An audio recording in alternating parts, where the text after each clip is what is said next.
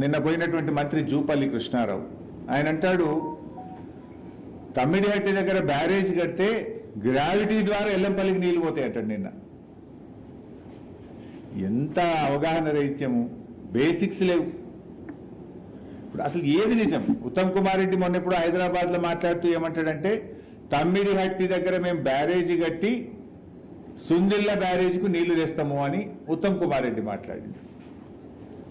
ముఖ్యమంత్రి రేవంత్ రెడ్డి ఏమంటాడు, మేము తమ్మిడిహట్టి నుంచి ఎల్లంపల్లికి నీళ్లు తెస్తాము అంటాడు, లిఫ్ట్ పెడతామంటాడు.